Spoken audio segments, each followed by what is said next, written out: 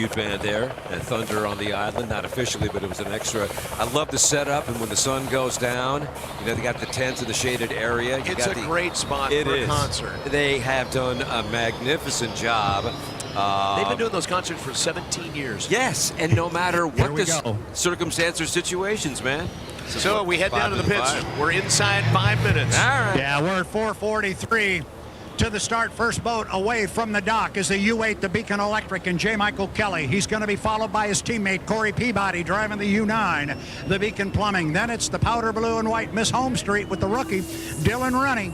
And the fourth boat up and away from the dock, the gold, white, and black Goodman Real Estate, the U91 with Andrew Tate.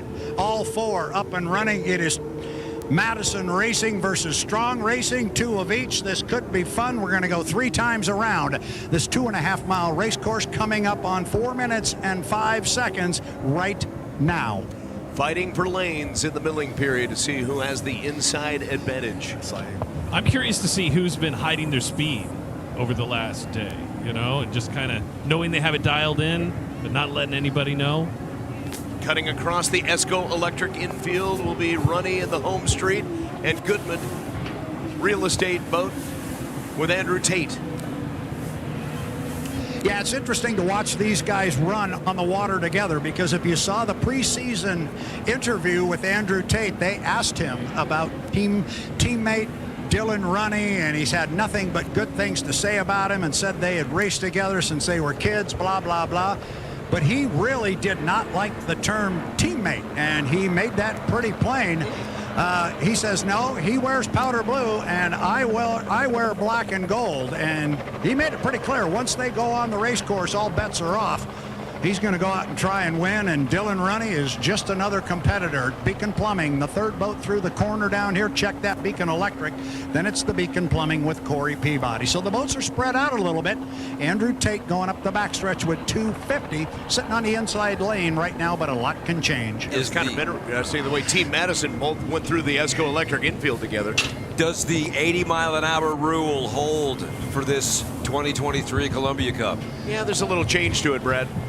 Yeah, there is, and it's kind of like what the rule has changed to be. It's that, you know, it's like fishing, and you throw a great big net out over the water. You're going to catch all kinds of things beyond just the fish you were trying to get. And that's not really what the 80-mile rule was intended to do. They're trying to catch a specific violation, and that's the one that yields a starting advantage to a team. So this gives the chief referee, Rick Sandstrom, the leeway to do that. Gotcha. Boats coming out of the turn number 4 for Buffalo Brothers onto the front stretch.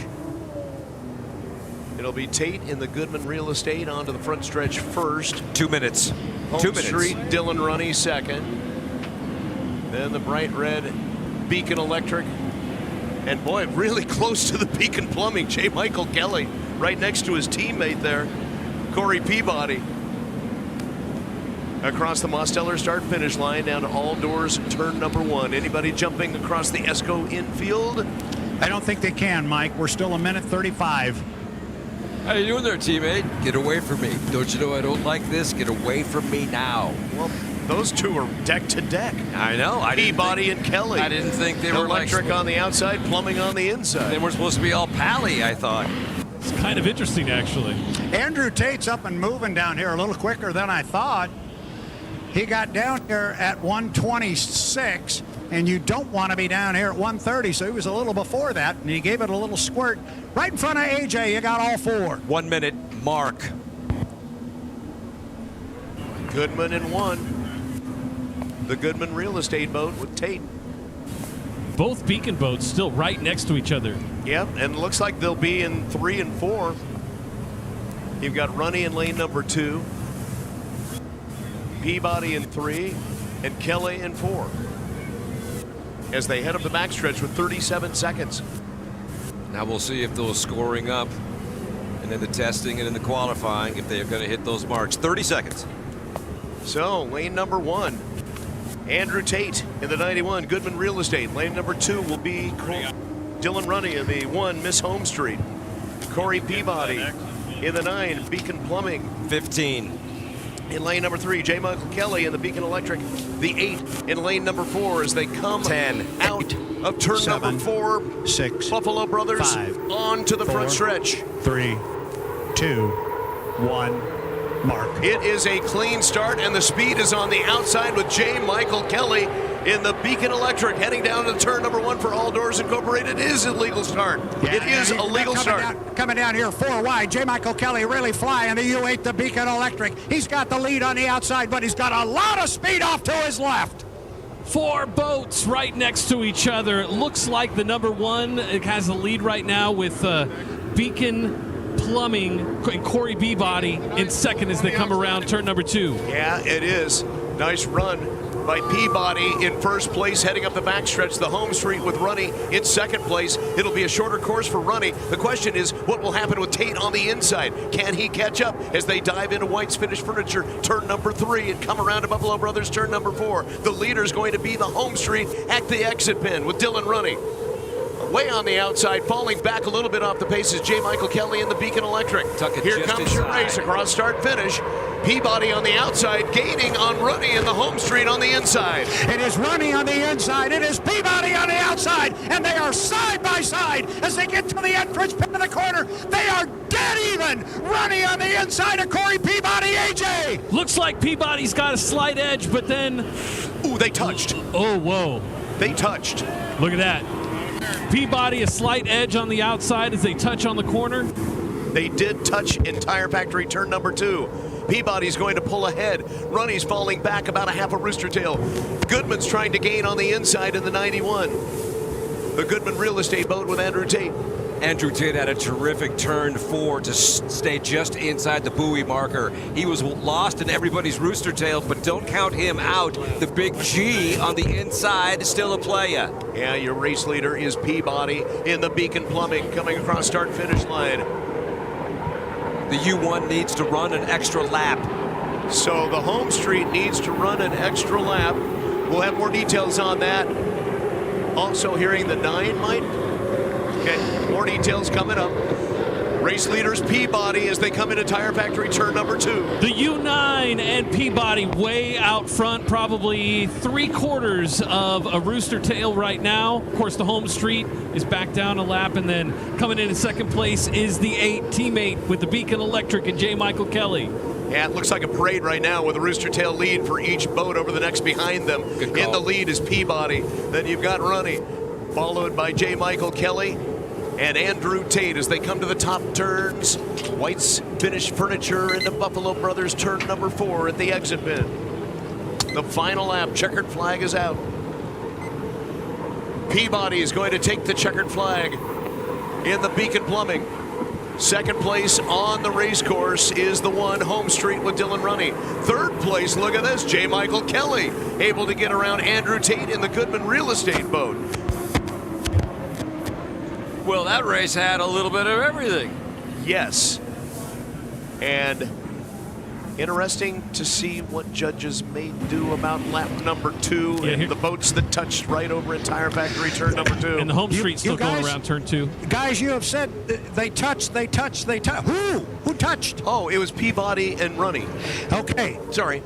No, we didn't know who had done that.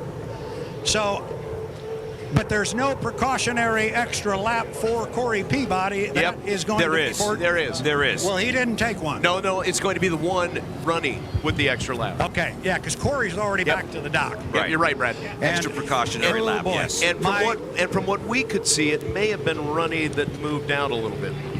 Well, clearly that's what I would think that's what the officials are thinking, and had there been any question about it, they would have had them both run the extra lap. So I think the fact that Corey was not told to run an extra lap is probably indicative of where they think a possible problem might have been. So what'd you think, AJ, when started to get loose into the corner? Was it a roller? Was it just driver inattention? What did you see? It was really tight, 4 boats all the way across. It looked like they were just really close together. I'm not sure who moved into who from my angle, but it was really tight through that corner. And yeah, like Mike said, they bumped.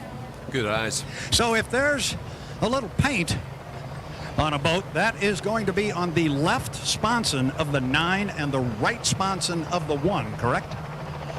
because Runny was inside Corey.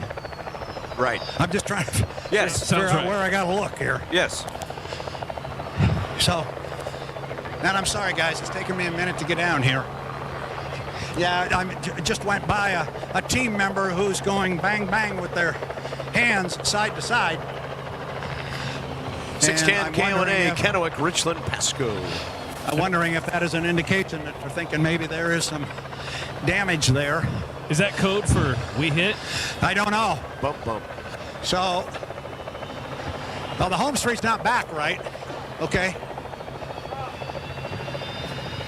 Should be back in the area. Yeah, it's out beyond the dock near the bridge. Boy, that was some tight racing down there in Lumpy All Doors Incorporated turn number 1 and Tire Factory turn number 2. Really exciting to see them 4 wide coming around that first and second corner on the first lap. There's nothing like it on that Pasco shoreline. Hey, guys, let me jump in here real quick. I got to take a deep breath. That's a long run for me from down here. Corey Peabody, you've been racing. Yeah, it was a hell of a heat. I'll tell you that right there. It was. I thought those guys were early, the 2 Madison boats, but you know they're all right. But I mean, we had one hell of a heat. I'll tell you that. That was That's fun. for the books. Dylan Runny drove a hell of a race. That was great. We got super close a couple times in this turn down here. What a good time. Our guys called it that you hit. From your perspective, did you impact the home street or vice versa? I don't think we actually hit. It was super close. I even radioed to my radio guy. I'm like, we're really close, you know, but I don't think we actually touched. But I mean, if we didn't, it was really close. But what a